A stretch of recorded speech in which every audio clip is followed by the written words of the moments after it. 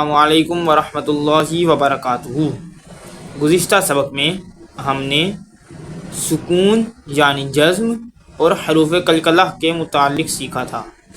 آج کے سبق میں ہم نون ساکن اور تنوین کے 4 قواعد میں سے پہلے 2 قواعد کے متعلق سیکھیں گے۔ سب سے پہلے سبق یاد کرنے کی دعا پڑھ لیجئے۔ اعوذ باللہ من الشیطان الرجیم، بسم اللہ الرحمن الرحیم، صلی اللہ تعالی علی محمد صلی اللہ علیہ وآلہ وسلم۔ اللہم افتح علینا حکمتک وانشر علینا رحمتک یا ذا الجلال والاکرام، صلی اللہ تعالی علی محمد صلی اللہ علیہ وآلہ وسلم، آمین۔ نون ساکن اور تنوین کے 4 قاعدے ہیں۔ نمبر 1 اظہار، نمبر 2 اخفاء، نمبر 3 ادغام اور نمبر 4 اقلاب۔ آج کے سبق میں ہم پہلے 2 قواعد یعنی اظہار اور اخفاء کے متعلق سیکھیں گے۔ اظہار کا قاعدہ تب ہوتا ہے کہ جب نون ساکن، جیسے کہ یہاں پر نون پر جزم ہے، یہ نون ساکن ہے، یا تنوین، 2 زبر 2 زیر اور 2 پیش کو تنوین کہتے ہیں۔ نون ساکن یا تنوین کے بعد اگر حروف حلقی میں سے کوئی حرف آ جائے تو اظہار ہوگا، یعنی نون ساکن اور تنوین میں بغیر غنہ کیے پڑھیں گے، نون ساکن اور تنوین میں غنہ نہیں کریں گے۔ اب حروف حلقی 6 ہوتے ہیں: حمزہ، ہا، عین، حا، غین اور خا۔ اگر نون ساکن یا تنوین یعنی 2 زبر 2 زیر 2 پیش، ان کے بعد اگر حمزہ، ہا، عین، حا، غین، خا میں سے کوئی حرف آ جاتا ہے تو اظہار کا قاعدہ ہوگا اور ہم غنہ نہیں کریں گے۔ جیسے کہ ہم اس کو پڑھیں گے: میم نون زیر من، حمزہ زبر آ، من آ، جیم زبر جا، من آجا، لام 2 زیر لن، من آجالن۔ غنہ بالکل بھی نہیں کیا، من آجالن۔ اور غنے کے معنی ہوتے ہیں ناک میں آواز لے جانا، تو اس میں ہم لوگ ناک میں آواز بالکل بھی نہیں لے کر جائیں گے، بالکل اس کو ہم آرام سے ادا کریں گے۔ جیسے کہ میم نون زیر من، خا واو زبر خو، من خو، فا 2 زیر فن، من خوفن۔ غنہ نہیں کیا، اظہار ہو رہا تھا۔ اب اس کے بعد دوسرا قاعدہ ہے اخفاء کا۔ اخفاء کا قاعدہ ہوتا ہے نون ساکن یا تنوین کے بعد اگر حروف اخفاء میں سے کوئی حرف آ جائے تو اخفاء ہوگا، یعنی نون ساکن اور تنوین میں غنہ کریں گے۔ اظہار میں ہم نے غنہ نہیں کیا، اخفاء میں غنہ کریں گے۔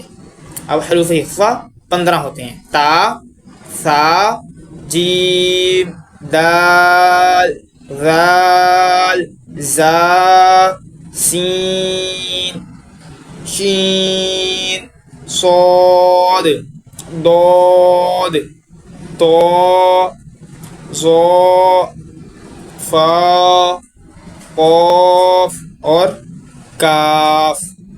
یہ تمام حروف اخفاء ہیں۔ اگر نون ساکن یا تنوین کے بعد ان میں سے کوئی حرف آئے تو اخفاء کا قاعدہ ہوتا ہے، یعنی غنہ کریں گے۔ غنے کا معنی ناک میں آواز لے جانا ہوتا ہے اور اس کی مقدار 1 الف کے برابر ہوتی ہے۔ جیسے کہ یہاں پر فا زبر فا، میم نون زبر من، فمن، تا زبر تا۔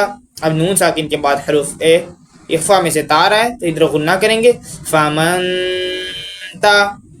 با زیر بی، عین زبر ع، فمن تابع۔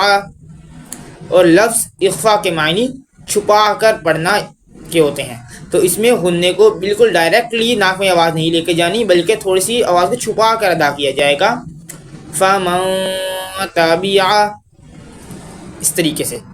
اس کی ایک مثال اور دیکھ لیتے ہیں: میم نون زیر من، صاد لام زبر صل میم صل صاد الف زبر صو میم صل صو لام دو زیلن میم صل صولن. اس میں بھی ہم نے اخفا، کیونکہ نون ساکن کے بعد حروف اخفا میں سے صاد آیا ہے تو ادھر ہم نے اخفا کا قاعدہ کیا ہے، غنہ کر کے پڑھا ہے. جیسے کہ مزید مثال دیکھ لیتے ہیں اس کی.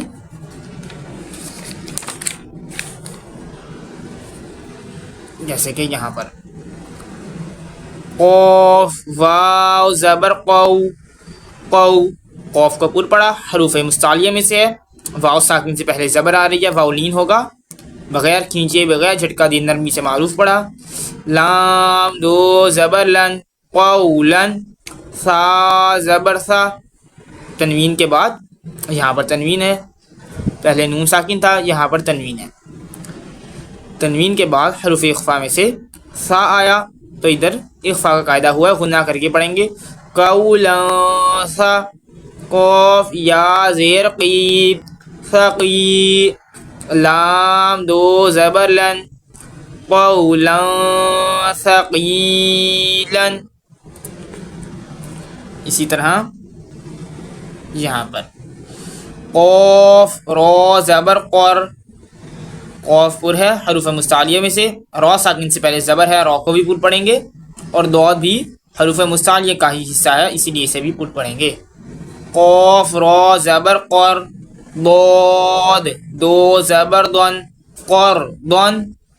اب یہاں پر تنوین کے بعد حروف حلقی میں سے ہا رہا ہے تو یہاں پر اظہار کا قاعدہ ہوگا اور غنہ نہیں کریں گے. ہا زبر ہا قر دن ہا، سین زبر سا حاسا، نون دو زبر نن حسنن قردن حسنن. ادھر ہم نے غنہ نہیں کیا، اس کو بالکل آرام سے غنہ کیے بغیر ادا کیا. امید کرتا ہوں کہ آپ کو آج کا سبق سمجھ آیا ہوگا. اس کو خود بھی سمجھیے اور دوسروں کو زیادہ سے زیادہ شیئر کیجیے، کیونکہ اس کا شیئر کرنا صدقہ جاریہ ہے. اللہ تعالیٰ آپ کو قرآن پاک کو اچھی طرح سے پڑھنے، سمجھنے اور اس پر عمل کرنے کی توفیق عطا فرمائے. السلام علیکم ورحمۃ اللہ وبرکاتہ.